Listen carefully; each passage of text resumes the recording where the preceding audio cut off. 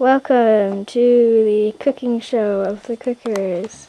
Hello, today we're just making a very quick pasta salad. Certain children probably won't eat it, they'll become too fussy, but it will be quite good. I'm just now adding some Della Terra brand garden antipasto, which certainly makes things a lot easier, so you just dump out the jar and chop it up.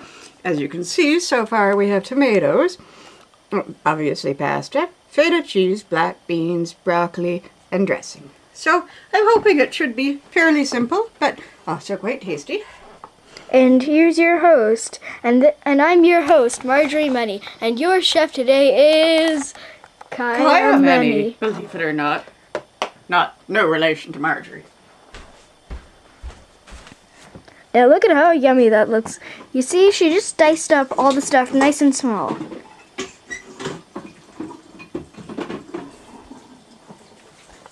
So how long does this usually take to make, Kaya? Well, it really depends on how complicated I'm in. I mean, you can make these sort of things very elaborate with a whole bunch of different chopped vegetables. In summer, I like to put in a lot of fresh herbs. But, you know, at this time of year, it's not so much, there's nothing left in the garden. So, you know, you're mostly looking at just boiling up your pasta and slicing your antipasto and broccoli and tomatoes and feta cheese and adding in some dressings. Very good, Kaya. So when did you learn to make this yummy looking pasta? When I was quite young. I remember even when I was in university, I was kind of well known for making a good pasta salad, and I've been sort of improving my technique over the years. This is not my most thrilling pasta salad creation, but quite good, and it should satisfy. Well, now I'll just add some chia seeds. No, actually I think pine nuts. Do I have pine nuts? I better have pine nuts. Oh, delicious. In fact, there is a rather well-known and highly regarded pizzeria in Gatineau, which serves a pizza called Le Petit Quebec, which has roasted red peppers, goat cheese, and, believe it or not, sunflower seeds all over the top of the pizza.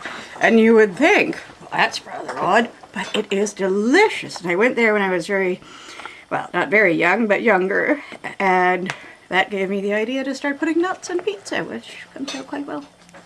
Now, what advice do you have for all the young cookers out there that want to make as good as you do? Well, one thing I would suggest is that when you go to a restaurant where you really enjoy the food, but you don't know how to make it at home, you know, you're not going out for something simple like a grilled cheese sandwich, or even if you are going out for a grilled cheese sandwich, and that grilled cheese sandwich happens to be spectacular at that restaurant, you want to pay attention to, you know, to the dish and savor every bite and say, what makes this different, you know? For example, once I went to a restaurant that had a Southwestern-inspired macaroni and cheese, and it had, instead of a breadcrumb topping, it had cornbread.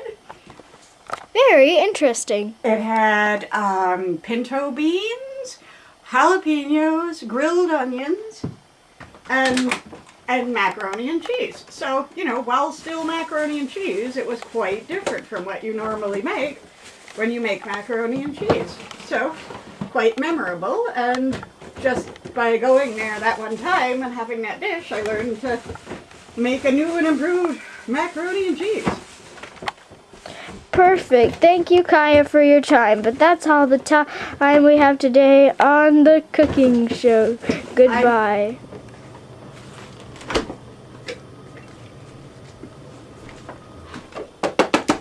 Remember, no film, just like as with your phone, no filming people without their permission. Can I film you? That's great. It's a cooking show. Let me film a cooking show. Yeah, it's a cooking show. Stop this. Welcome to the cooking show of the cooker. Stagehand coming through. Stagehand, stagehand. This is not happening because there's a stagehand.